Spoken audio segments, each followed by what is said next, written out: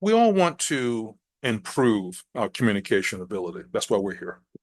We want to enhance our business English, let's say, or our social English, or English for social conversation. We're adult ESL learners in the case of my audience. But adding to vocabulary, up-leveling grammar, it sometimes can seem a little overwhelming or overly complex. So today I'm going to simplify it for you.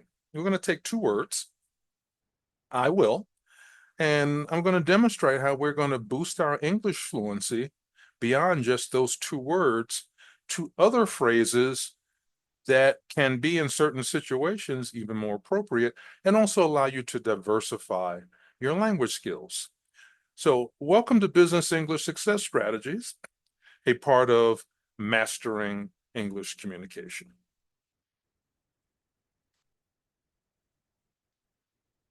Now, before we jump into the diversification of the language, why? Why do we want to do that? All right.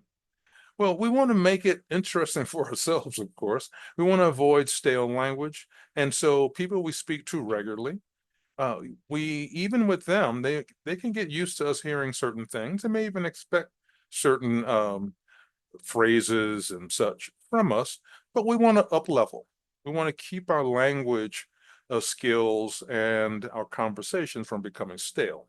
We want to add some flavor, have the ability to add nuance, and being able to use different phrases in different situations, as I'm going to show you today, will allow you to do that.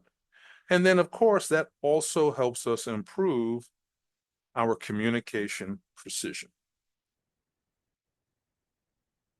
So first up, I said I will was the topic, but instead of using I will, maybe there's going to be more appropriate circumstances where you can use the phrase, well, I plan to. So this implies thoughtfulness to a native English speaker. So you, as a person that English is their second, third, or fourth language, you might want to implement this when you want to imply more thoughtfulness, right? It shows consideration and strategy. So there's a nuance here where it goes beyond, even though in its basic sense, it means the same thing as I will, but it goes beyond that because it adds nuance. It conveys commitment, and it can, used correctly, inspire confidence in the listeners. The next one is I'm going to. Now, this is for casual conversations, but still important, right? It's a very conversational mode.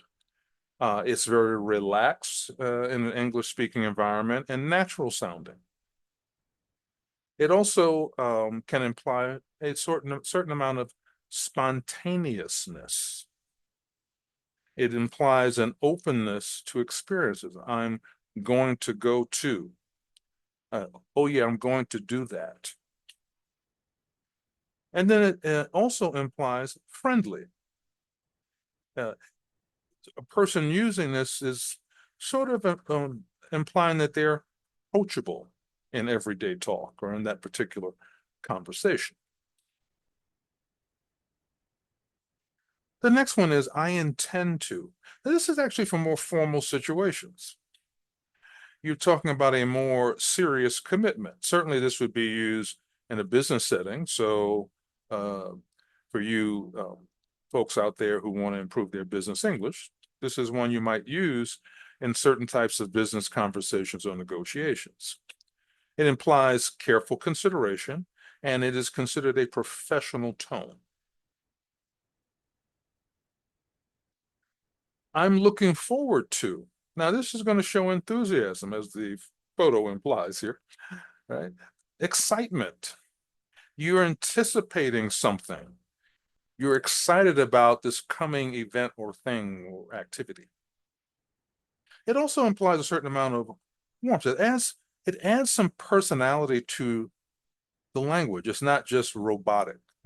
Hey, I'm looking forward to seeing you next week.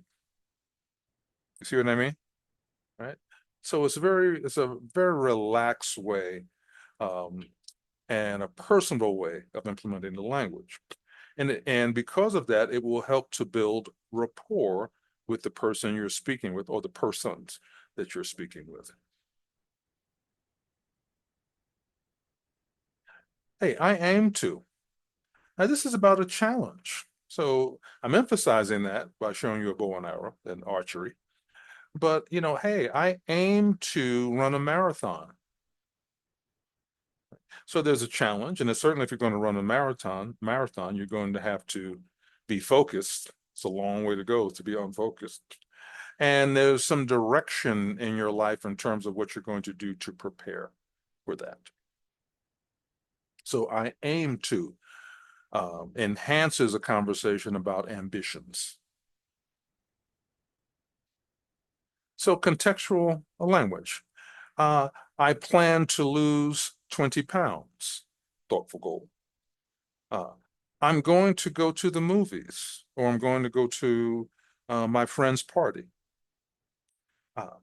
I intend to deliver the system on time for your company. I'm looking forward to jumping on the merry-go-round. And I aim to run a marathon. So these are contexts around which you can use. There are others. Certainly you can do a little bit of research on the phrases and you'll see them. You'll see many other situations. But this is just to give you a flavor of it here. So what's the benefits? We answered the why before, but the why by itself is not quite good enough. So what's the benefit of these varied phrases that replace I will? Well, it enhances your fluency. You're now more fluent, not because you learned some kind of complicated grammar or you're learning more 15-letter words or something of that nature. No. You have more ways to say something in a conversation in a very direct and simple way.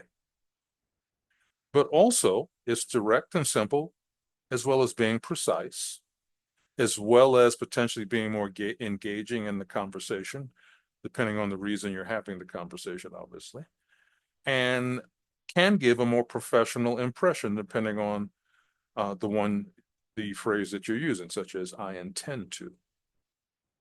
How are you going to get good at this? The good news is you can get good at it. The other good news is you can get good at it by practicing. And so repetition, take a phrase for a week and put it in your conversation.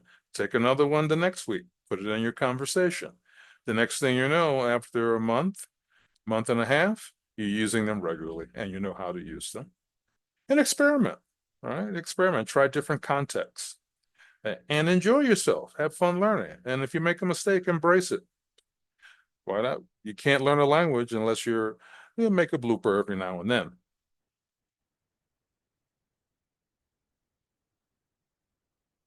So the next steps, incorporate the phrases into your conversations, share your favorite expressions, and watch us for more language tip videos. I have a complete library that I've built up over time, and I'm continuing to add to it with video lessons like this. So please do take advantage of them. So with that being said, I look forward to joining you next time as we continue our linguistic adventure together. Take care, everyone.